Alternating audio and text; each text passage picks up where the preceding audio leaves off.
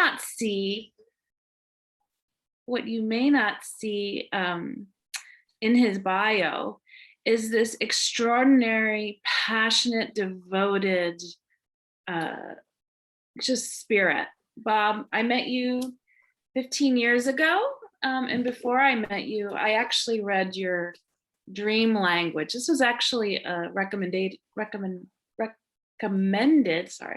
by Justina when we first started our IDS program.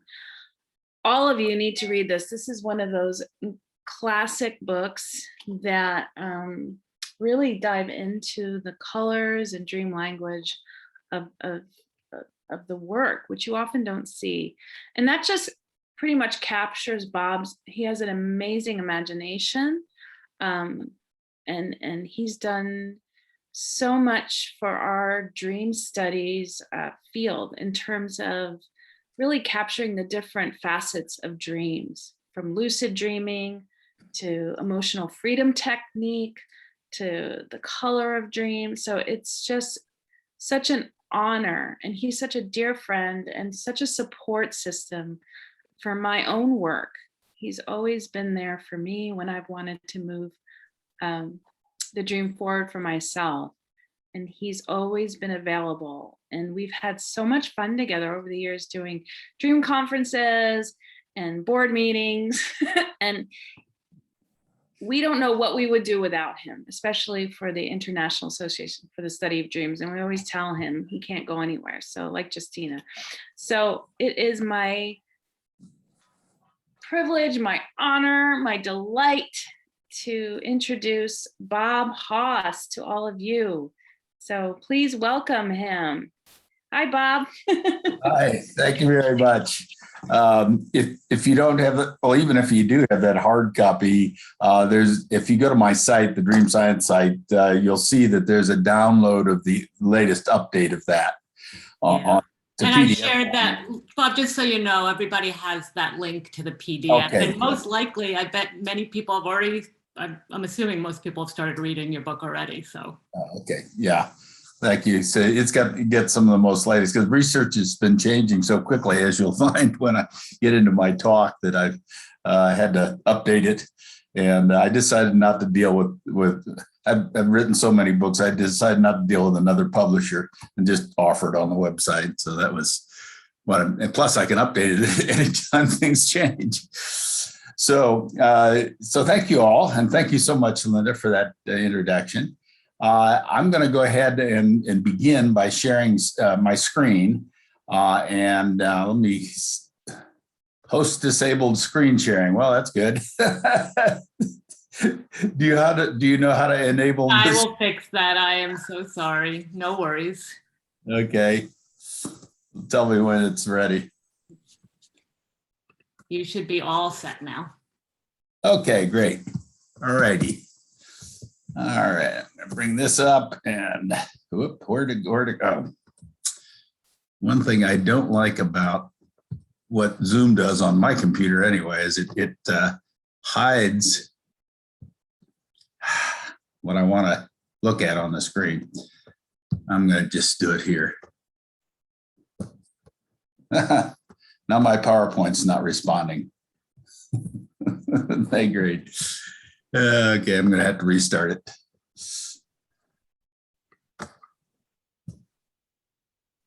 Bob, it makes us all feel better when you have technical problems. Thank you. I don't know what, sometimes when I use PowerPoint with Zoom, it will lock up, and it seems like that's what's happened here. But now let me go back and just re-grab it. I may have had two copies of it up. That might have been my problem. There we go. Okay, I'm going to bring that up and then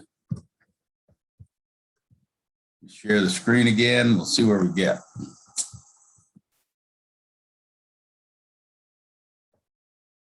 Okay, good.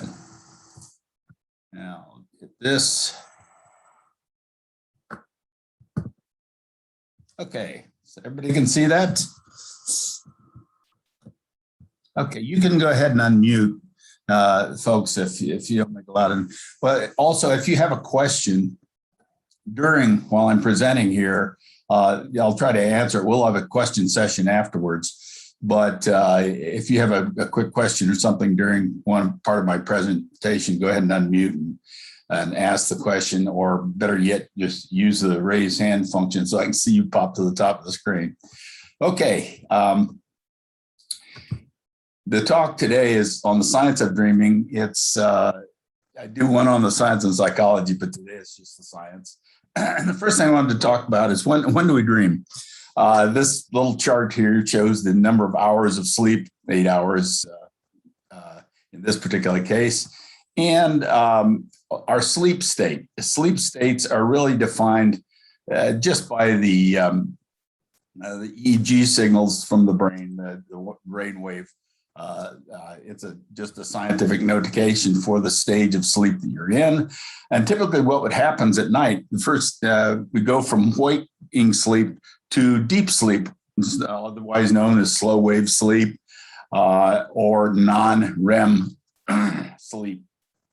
REM just stands for rapid eye movements, when your eyes are moving. And during this deep state, there's no movement of the eyes. Sometimes you go through this little hypnagogic stage where you'll pop awake and you'll have seen some sort of images or visions from your dreams in that particular state. But then within about a half an hour, or I'm sorry, about 90 minutes, we go into what's known as REM sleep. The eyes start moving. Rapid eye movement is what REM stands for. And we start recalling much more vivid dreams. When we're in non-REM or deep sleep, if people are woken up in the lab, about half the time they'll recall something, some imagery or thoughts. But in the REM sleep, that's when we recall the kinds of dreams that we are very familiar with. And then this cycle roughly continues throughout the night, although later in the evening, we don't go so deeply into sleep. We'll bounce between N2, which is a non-REM stage, and REM sleep throughout the rest of the evening. And the REM stages get longer and longer, so we spend more times in the dreaming as the evening goes on. Another big difference between REM and non-REM is the REM dreams are very the vivid ones that we usually like to call dreams.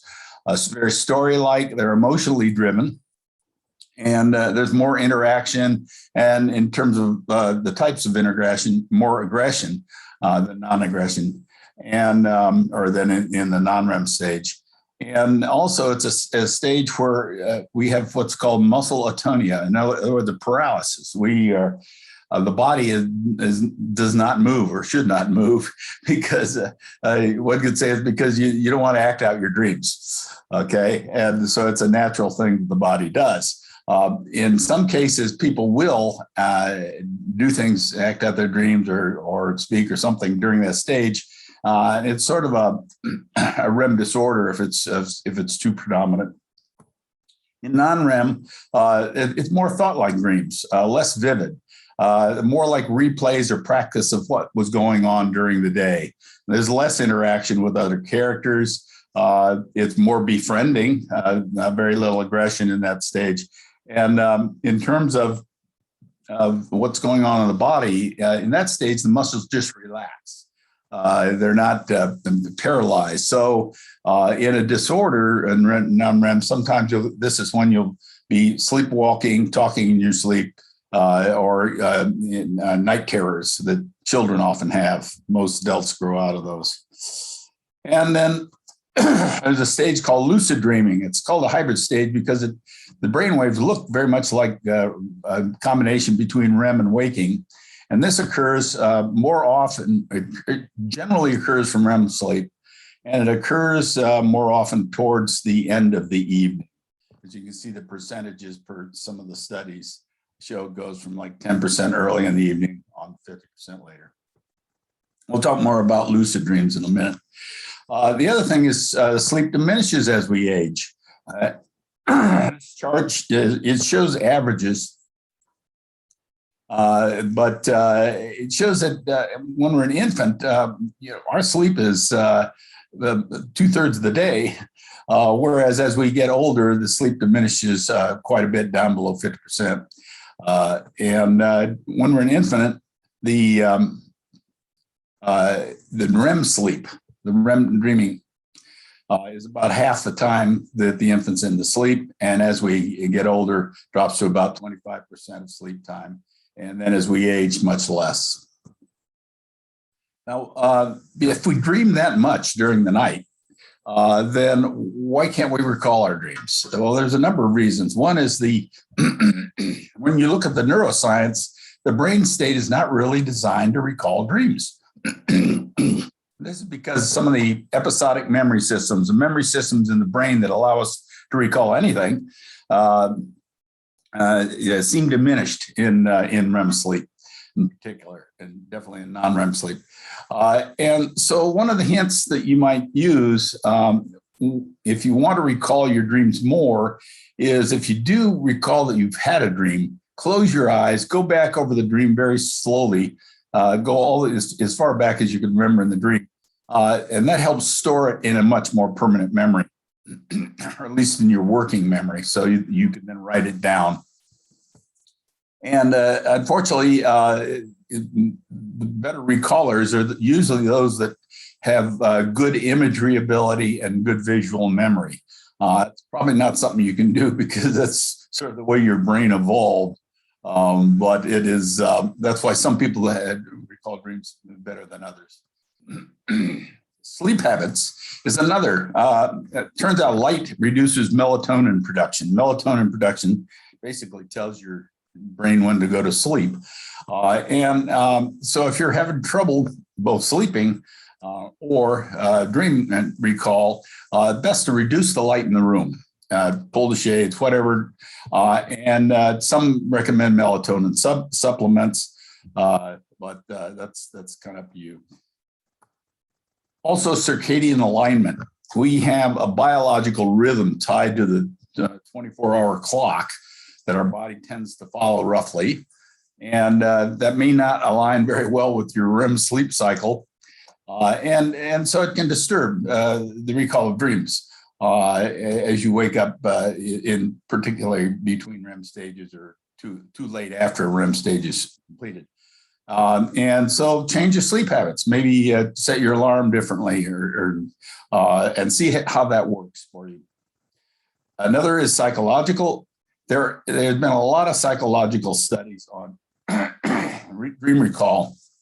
And the only factor that consistently seems to relate to dream recall is what Ernest Hartman called thin boundaries. People with thin boundaries tend to recall dreams more than thick. And thin boundaries really relates to openness to experience. So if you're open to the experience of what's going on inside of yourself, and you have a dream interest, and you're engaged in that, and you have a good attitude towards dream, you're more likely to recall than not. And so the thing you can do to sort of trigger that is to put that old pen and tablet beside your bed or your dream journal and write down your dreams when you wake up. And that will also trigger your brain that, hey, I'm taking this serious. Okay, let's talk about this. There's a lot of controversy. Do dreams have a function? Well, they do a number of things. Some, they reflect body health. They solve problems. They can regulate emotion. And they can help you learn. In other words, dreams are, as you'll see in a minute, are part of the learning process. A daytime sleep, daytime learning process. Let's talk about the first subject. Sometimes they warn us of health issues long before the symptoms. And here's just one example. This person was our Dreams That Change Your Life book, reported, said, I dreamed that my gynecologist called me on the phone and says, you need a DNC, which has to do with an operation or checkup for cancer. And months later, her gynecologist actually did call her on the phone, said exactly the same words, you need a DNC. Well, she went in and she was diagnosed with cancer. And luckily, she later recovered from this. But you could see the body understood something was going on long before the symptoms were there enough for the gynecologist to actually detect them and suggest the operation. Also, they help us solve problems. It's more of an analogical problem solving or visual problem solving that occurs. Deidre Barrett, if you're interested in this, had a wonderful book called The Committee of Sleep. And she calls dreaming thinking in a different biochemical state or out of box thinking. And as you'll see, some of these are some of the actual inventions that came from dreams, the atom, the structure of the atom, that is relativity, formula for pi, chemical transition, benzene molecule, insulin treatment for diabetes, all came from dreams, including the needle for the sewing machine. And here's an example of how dreams will do that. Elias Howe dreamed one night he was being chased by natives or some indigenous folks who were throwing spears at him. And the spears were hitting the ground all around him. He noticed the spears were shaped like sewing needles, but the hole was not in the top. The hole was in the tip, which is where they are in sewing machines, instead of the ones he was trying to make the sewing machine work with the hole on the other side. And when he saw these hitting the ground, he realized that was the solution to his problem. So dreams will create these solutions visually like this. And as you'll see when I talk about the neuroscience, there's a part of the brain involved in REM dream sleep, which is the analogical problem solving part of our brain. It is what we use when we make gut level decisions. Also, dreams regulate emotions. This is a very important function. It's called mood control or emotional problem solving, depending on the researcher. So, in this case, the dreamer went to sleep really angry at a situation at work and decided the next day he was going to lecture his colleagues and his boss, which is something that's kind of a career-ending decision. And luckily, his dreams decided that they better correct this pretty quick. So he dreamed, he says, I was in front of a crowd about to give a lecture when I was introduced to a man named Willie Pistoff. He recognized that that was him. And he said he had to control himself to keep from laughing. So in this particular case, kind of a cute case, where the dream really made him laugh at himself and reduce the tension, so that the next morning he woke up and didn't go through lecturing his boss about what he didn't like. And lastly, very important, we learn in dreams. Dreams weave new information into existing memory. And this is one of Ernest Hartman's sayings. And here's kind of what the research shows. He says, our memory for tasks improve more when we dream of it than when we don't. And this was a study done by Walmsley. It found out that in her particular study, people were learning a maze. And when they woke up the next morning and reworked their way through the maze, those who had actually dreamed of the maze could get through it 10 times better than those who had not. So it was the dreaming, not just the sleep, that had done it. And another bit of research, why isn't this working? Oh, when we learn a task, our brain actually reveals similar neural firing sequences when we sleep as and when we're awake. And here's a case, the woman was, her brain was instrumented in order to do some surgery, but the researcher at the time decided that before she went to sleep, he'd tell her a story with images. So here was the images that was shown, and there was a story that was told it over and over again. And while on the computer, they looked at which brain cells were firing. When she went to sleep, and the computer was still hooked up, and it could see the same brain cells firing in the same sequence. So there was evidence that she was rehearsing that and learning it in sleep. Now, our dreams really learn in stages throughout the night. In non-REM sleep, we seem to be rehearsing and learning facts and events, sort of like that story that the woman was practicing in her sleep. And in REM, though, we weave this in new information we just learned into memory to learn new ways of doing things. In other words, we're updating our inner model of reality. when we do that. And a couple of researchers found that by waking up people in these REM stages and going researching their journals or their past, that generally early in the evening, we're weaving fragments of the recent events the day before. And then as the evening goes on, we start bringing into our dreams memories from our past, maybe a month or so past, and then finally memories from years past. And if you keep a journal, you'll notice that to a degree in your dreams. Of course, it depends on whether you journal your latest dream or the one earlier in the evening. And this is a process called memory reconsolidation. We basically bring in new information and reconsolidate it in our memory. Talk about the neuroscience now. How does the brain do all this when we're asleep? And how does it learn in ways that really help us better adapt to life? Because this is one of the key theories of what dreaming is doing, is it's trying to help us to adapt better to life the next day. This shows a picture of the dreaming brain in REM sleep. The dark or darked out gray parts of the brain are pretty much asleep, they're not inactive, and those that are in white here are the active parts of the brain in REM sleep. So it basically shows you that our brain is not really sleeping when we're sleeping. A great deal of it is operating. I'll take you through what these parts do. The parts that are in gray or often asleep are parts that are responsible for episodic memory and rational thinking, and basically our sense of consciousness. That's what's turned off.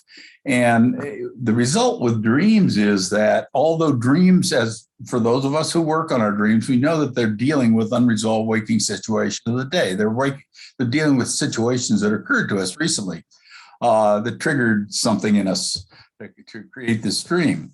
But even though they're about the waking situation, they rarely include the actual waking event itself. That's why they seem so mysterious. But after you do the dream work, you'll find that they're indeed about some situation that occurred the day before or just recently. But you go, why didn't that appear in my dream? Well, that's because those parts of the brain that are responsible for episodic memory, remembering that episode, are asleep. So the parts that are turned on are activated when you're in REM sleep or dreaming. Are the parts below in the limbic system in particular, which is responsible for emotional memory processing. So what that means is dreams process the emotional, unconscious impact of a waking event on you. In other words, they're not dealing with what happened, they're dealing with how that affected you. And they don't alter the actual memory, but they do work on altering the emotional memory. And I'll explain that in a couple slides coming up. That is, they alter the way your perception of the event was and your reaction to it. Okay, so that's what they're working on. And they do this because of the part of the brain that's just around the limbic system in the frontal part of the brain that deals with emotional regulation. In other words, the amygdala reacts to a situation.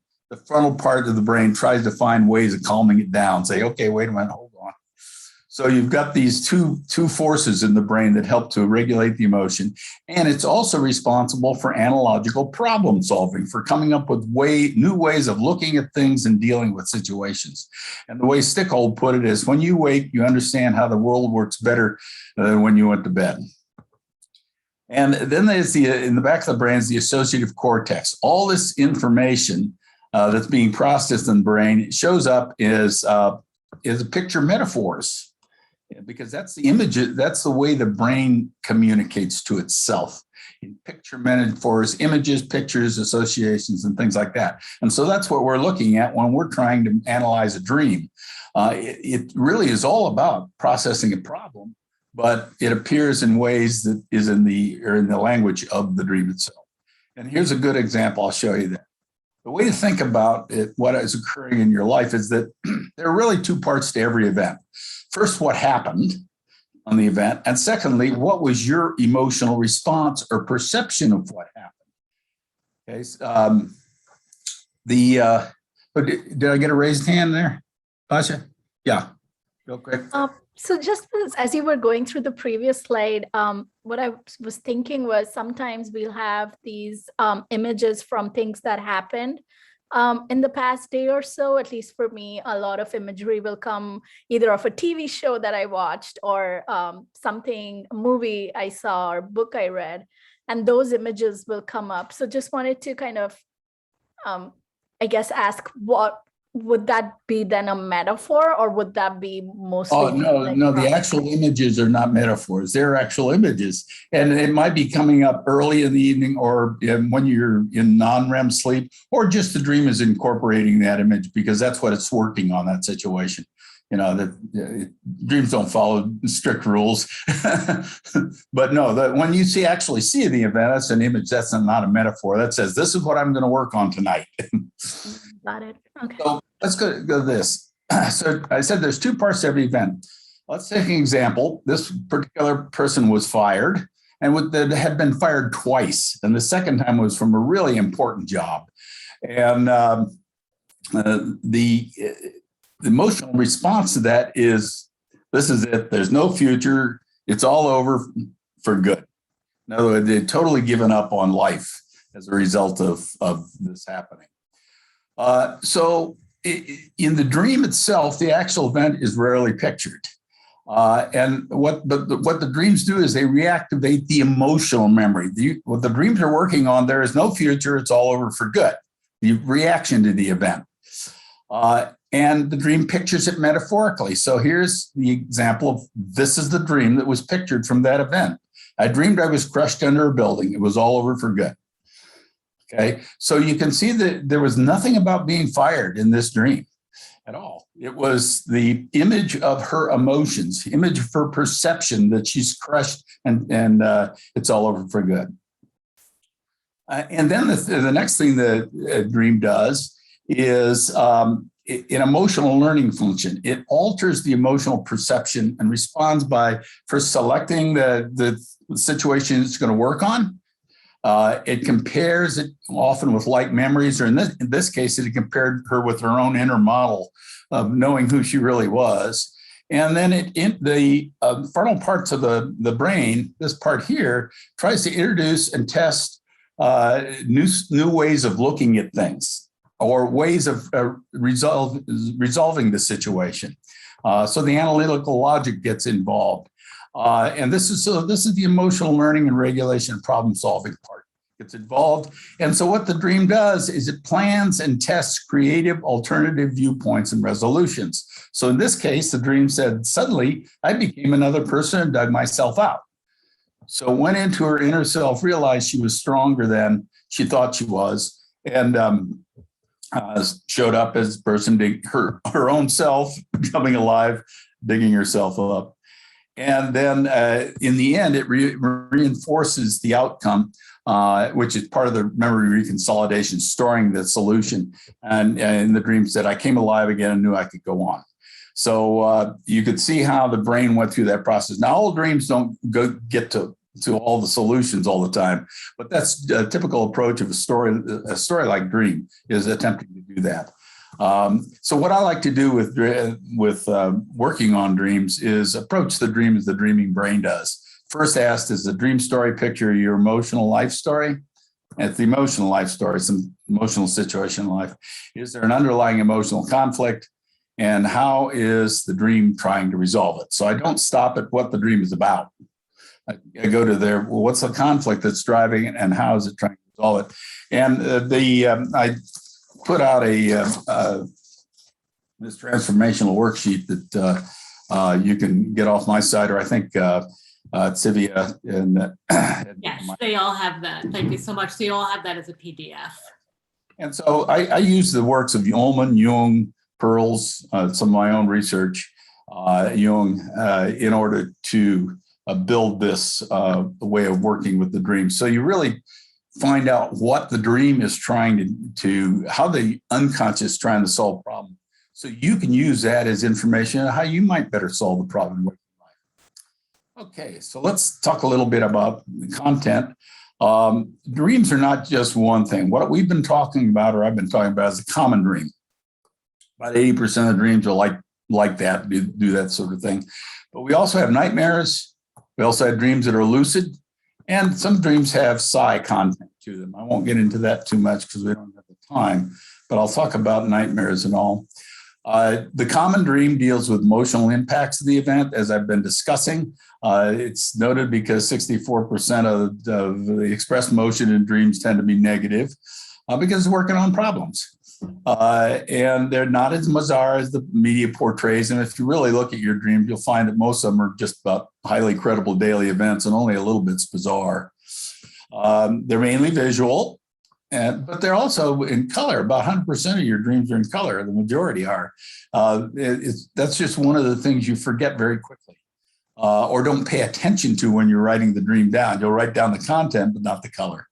So this research is done in labs where they wake people up during their dreams and ask them not only what they were dreaming, but what colors did they see. And they find that when they do that, in some cases, 100% of the people will say they had some color in their dream. Then auditory movement is less and less. And as you get down to tactile and smell and taste, there's less of that content in the dreams, in the normal dream. Now, this is something about, most of you may have read books or heard about universal dreams. Themes like being naked in the classroom, teeth falling out, flying, falling, things of that sort. Well, I got tired of when I go on the radio or TV sometimes, that's the first question they ask me, what's it mean that your teeth are falling out? I get so tired of that because it's so rare that ever happens in dreams. So I have a database I use at University of Santa Cruz that has almost 40,000 dreams in it. And so I use it to say, well, how often do we dream of these certain things? And I found out that being naked, only 0.2% of dreams are about that. Flying, about 0.5%. Teeth falling out, 0 in some studies to 0.9% in others. Falling, only 1.1%. Whereas the more frequent images in dreams are things like reading, twice as much as falling, watching TV or movies, 3 times more often than falling or teeth falling out. Being chased, now that's actually one of the universals too, about 5%. House dreams. We dreams of houses and buildings and apartments that we're in 15% of the time, so that's 15 times more than these universal dream symbols. And water, 28%. A huge number of dreams have that in it. So the question is, why do people call these other things universal dreams when there's hardly any of that occurring in our dreams? And the only reason you really find is that because they're memorable. We don't find ourselves naked in the classroom when we're in waking life or flying, or hopefully our teeth aren't falling out much often, or hopefully not falling. So those are memorable emotional events. And that's why we like to call them that, because when they happen, we remember them. Okay, now let's talk about nightmares. Nightmares, they're really caused by various stresses to the system, whether it's emotional stress or a physical stress due to medication, whatever. And it's the kind of stress that this emotional regulation function that I just went through that dreams are trying to do, they can't accommodate it. In other words, it fails to resolve the issue, and thus you have a nightmare.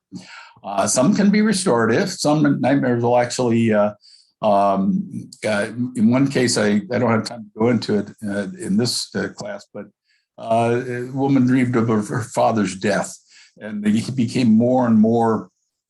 But when he died, she had to take care of things. She couldn't cry, she couldn't grieve. So the dreams became worse and worse to the point where it finally woke her up. The nightmares woke her up, and she cried for days. And then her father returned to her dreams in terms of his normal self. So it was a restorative dream, trying to help her to relieve her to grieve and relieve her emotions. Therapy is usually involves rescripting frequent nightmares. Therapy is usually done on frequent nightmare sufferers. And what is generally done is the therapist will go and try to find a negative belief in the dream that's creating the nightmare. Like, I killed my buddy, even though you died in the war, or whatever. And they try to create a positive and work with the dreamer to try to create a positive ending to the dream, or something positive occurring in the dream. And then while they're awake, rehearsing that over and over again during the day, 2 or 3 times, rehearsing the new story. And it somehow makes its way into the dreams and helps to eliminate or change the nightmare. Lucid dreaming is another way. It's hard to train people to lucid dream, but if you do have a lucid dream and you're facing your monster, the thing to do is to change one thing, to confront or question the fearful element in the dream. And that will usually eliminate it. I'll give you an example of that in a minute when we talk about lucid dreaming. In lucid dreaming, all that's really happening here is suddenly parts of the brain that were asleep, rational thought and reflective awareness, suddenly wake up. Although the rest of the brain is still sleeping, and except the part that's normally awake during REM. So what's happening is all of a sudden you become conscious in your dream. It's pretty much as simple as that. But also, those lucid dreams become so vivid and all. This is because the parts of the brain that are responsible for the vividness of the imagery in your dreams also start highly activating. And so they have the beautiful, wonderful dreams that you're conscious in. And the sensory cortex, as you move, also wakes up. The emotions tend to dampen a little bit, and this is a hint to maintaining lucidity. If you're having a lucid dream and having fun, try to sort of dampen your emotion, because that helps you stay in the dream. Okay. The real value of lucid dreaming is now suddenly the conscious mind is in direct interaction with the unconscious, and that can be very powerful. There are many inventions. I'm sort of running out of time. I think I have another 5 minutes, but many dimensions to lucid dreaming. Knowing you're dreaming, false awakening. I don't like my dream that I'm in. I know I'm dreaming, so I try to wake up. But you wake up into another dream, another lucid dream. Playing. Usually people like to fly when they're in lucid dreams. Attempting to control the dream. This is you have only a small degree of influence over a lucid dream. The dream is more powerful than the rest of you, because you're only the ego in the dream, and the rest is all your unconscious self, which is huge. Exploring dream characters, that's what I would definitely recommend doing. Ask the character where they're from, what they're representing, what they want to tell you. The most powerful thing behind lucid dreaming is the wisdom behind the dream. You realize, Jung called it the collective unconscious. Some people call it, divine wisdom, whatever you want to call it. There is a wisdom behind your dream. It's like a wise watching wisdom behind your dream. You can turn to that wisdom when you're lucid, because you're now in direct contact with the unconscious, and ask an open-ended question. I'll give you an example of that.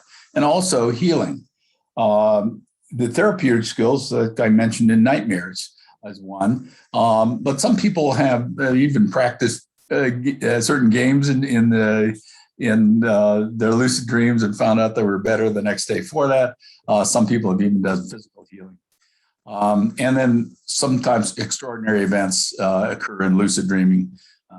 Two lucid dreamers decide to go visit each other, and it actually happens, things of that stuff. But wish I had more. We need to do a whole session on lucid dreaming to get into that. It's pretty interesting. Here's the therapy example. This was a woman in one of my courses, said, I had a recurrent dream for years that I was being pursued by a monster lurking in the darkness. One night I was trapped up against the wall. I became aware in the dream and turned around and faced the monster and said, what are you going to do to me? And the monster replied, I don't know, lady, it's your dream. So this is kind of the clever way for the dream to basically say, you have control here of your life. You have control over how you're going to deal with your fears. It's not the monster that's going to do it. And here's one that I dearly loved. This almost talks to the wisdom behind the dream as if it's almost a spiritual wisdom, in addition to just a psychological one. my wife unfortunately has dementia, and I was really stressed and worried over what to do. And what I really needed to do to care for somebody who totally depends on me, just a massively new experience. And so one night I found myself dreaming. I was in a junkyard of old rusting ships, feeling trapped and miserable. Now, ships is my totem in my dreams for moving forward in life creatively. And here they were all rusting and whatnot. But suddenly I realized I was dreaming and called out to the wisdom in the dream, said, show me what I need to get through this situation. Usually it works best if you have show me situation or what, asking really emotionally charged questions that are important to you. And what happened,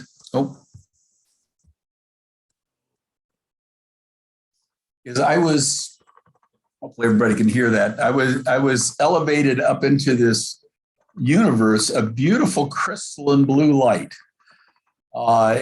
And as I looked around at my body, I could see through it. I was part of the crystalline blue light. And it was like I was at one with this whole universe of light. And to the point where I forgot why I was there and listening to the music in the background. And I was filled with extraordinary bliss like I have never felt before. I couldn't even imagine feeling. It was unbelievable. So I was just floating away in this, but suddenly I realized that I was there for a reason. And I turned around and I said, well, I don't want to be pushy, but this is wonderful. But what is the answer? What do I need to get through this situation? And suddenly these little red hearts, three-dimensional hearts, started floating around in the circle in this universe of crystal light.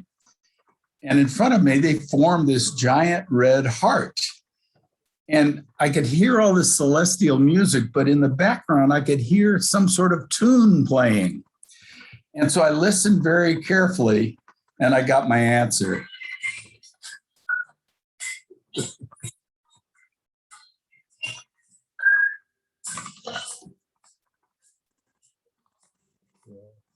So that was for real.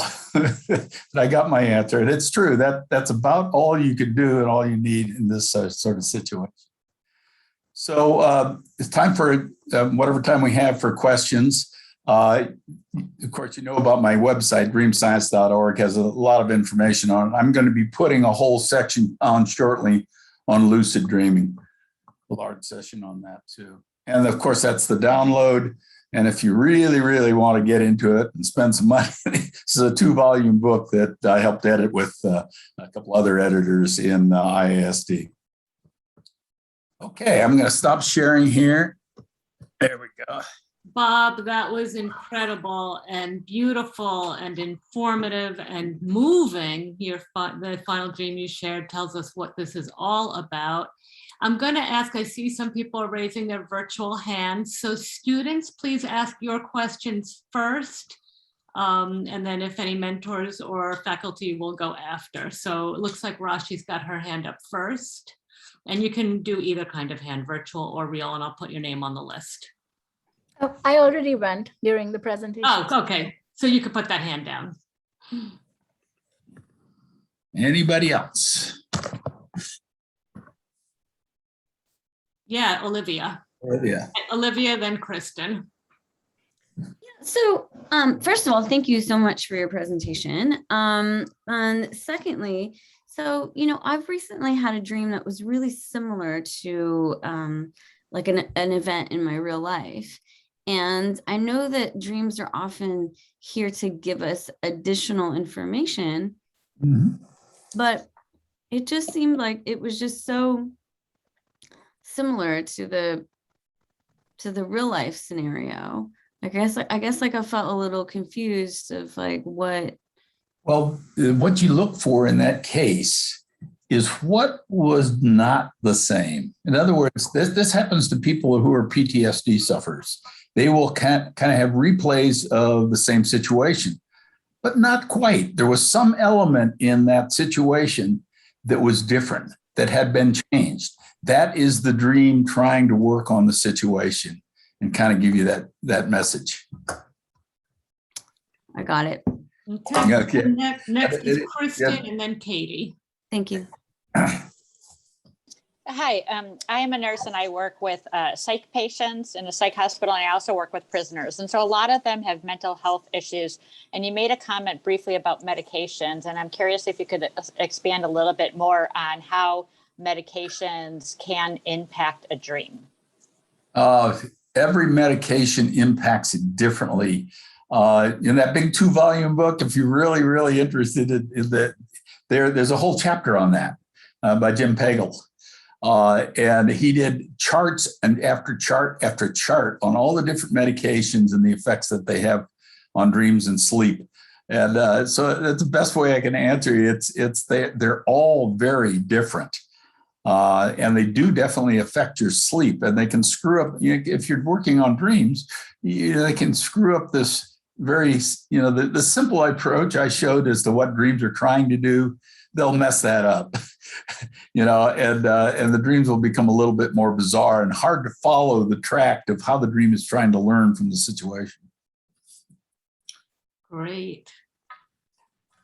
So let's see who's next.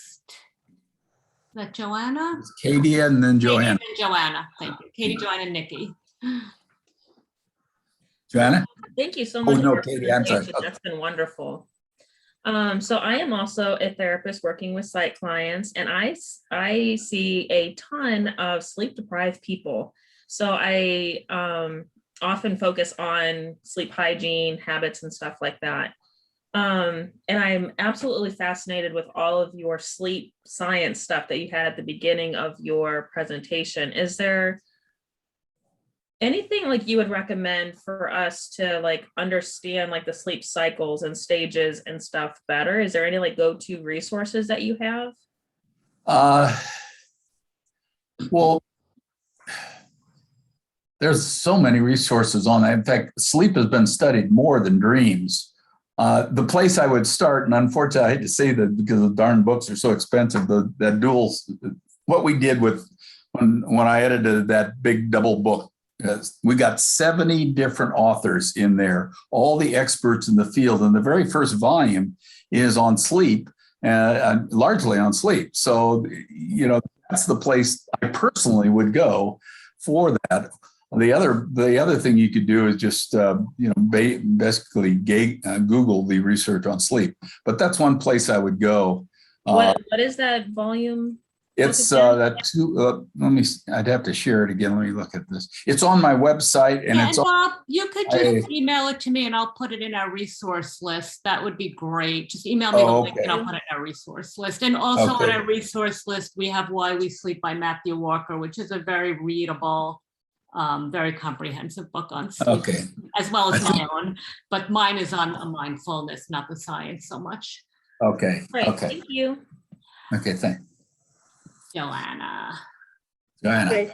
So first of all, again, thanks for this amazing presentation. I actually have a question about colors. I've seen you mention individual colors, you mentioned pair of colors in your book, even pastel and the 4 prime colors. But my question is actually something I didn't find the answer about is, what about the images, symbols that contain many, many different bright colors? Like recently I had several dreams when something was very beautiful, very colorful, and I didn't know really, like, I focused on the emotion that it caused in me, which was rather very positive. But I was wondering if there's anything I could search or read about the mix of color that's not easily, you cannot easily just separate the colors. There's if you read that color chapter on color in my book, I address that to some degree. The color, for instance, like in lucidity, in lucid dreams, everything is going to be very in bright colors. I usually find that, I think like you hinted at it, that when something has a whole mix of colors, you can't really use, like I've got this color questionnaire on the back of my worksheet. Yeah, right. It's hard to use that when you have a whole mixture of colors. But generally, color does relate to emotion. So if you've got a very highly colorful image in your dream, that's the image you're trying to try to work with, because there's going to be an awful lot of emotional information in there. And, rather than trying to pick apart all the 5 or 6 colors in there, consider it a rainbow of colors that relates to something that's highly emotional, and then work on that image. I usually turn to my 6 magic questions, a Gestalt role play, to work on the imagery. And that brings out what the underlying emotion is. And so the first thing, if it's got a lot of colors, go to that image, use the 6 magic questions and see what you get. Thank you. We have time for one last question. It looks like that will be Nikki, and we will continue this conversation on Glidewing after. And Linda has a great suggestion in the chat too. Nikki, go ahead. Hi, Bob. Thank you so much. That's been, you have opened up so many questions and areas I want to go explore now from this. It's wonderful. So I had a semi-simple one. I found it really interesting about the myth of the universal dreams and how low some of those percentages were. I just had a question because I know, like, personally, when I was younger, I used to have dreams of my teeth falling out all the time and falling. So I was wondering if there is any correlation between that and, age, maybe like younger versus or trauma that could cause dreams like that to happen more frequently, even though they are apparently semi-rare. Right. Yeah. Yeah. That's the study I did was the people of all ages. I think there was 30,000 dreams in that study, but I tend to think that some of those more memorable traumatic situations like teeth falling out do happen more when you're young. But the best way to treat them is not pick up a book and it tells you what teeth falling out means. That's what the author thinks it means. That has nothing to do with reality. Where reality is your own emotions. What does it feel like to have my teeth falling out? And that's what the dream is about. Or what does it feel like falling? I feel helpless. Now, in one person's dream, it might be, I feel helpless, I'm going to die. And another person's dream, it might, oh, this is so relaxing. So it depends on the emotion that the individual is feeling in that experience. A person who might be in front of the class with no clothes. There might be others, questionable people that might like it. So anyway, that's where you go with those things, is look at the emotion and not read a book on what these symbols mean, because some imagery in your dreams, other than archetypes, are your own personal images. Thank you. Okay, my friends. Bob, that was amazing. Thank you so much. And Bob, do be reassured that we expand on all of these points throughout our year together. So this is an introduction. We will have this video recording to rewatch. I will be uploading it in the next day or two. So just be patient, it will arrive. And let's give Bob a really beautiful round of appreciation. I mean, you can unmute yourself for that. Thank you. We are really fortunate and blessed. And thank you. Now that you personally know Bob, and you will continue to meet him and get to know him as you become more active in the International Association for the Study of Dreams, and hopefully we'll be all in person in Arizona in June. Oh, yes. Good. Everybody. And Bob, July. you should mention the Lucid Dreaming Conference, because you talked about wanting. That's right. I don't have the date in front of me, but in October. We'll put a link on the Glide. Yeah, in October is the Lucid Dreaming Conference. I'm going to be giving a talk on stress and lucid dreaming. And also, like I mentioned, I've collected all the information from various researchers in those volume books. And I'll be putting together a link on my site purely on lucid dreaming. It may take me another month to get it up there, but you can go to that resource as well. Well, I'm planning on giving in the Lucid Dream Conference, which is all by it's online, but I'll be giving a Zoom presentation on stress and lucid dreaming during that as well. Wonderful. So much more to come. Bob, you are welcome to stay with us as we close up our circle, or if you need to run, I'll stay for a minute. Do you have a link that you could send me also on the recording? Oh, sure. I'll send you the recording Okay, as good. well. Absolutely no Okay, problem. thank you. And in fact, I'm Appreciate going to it. stop that recording now. Okay.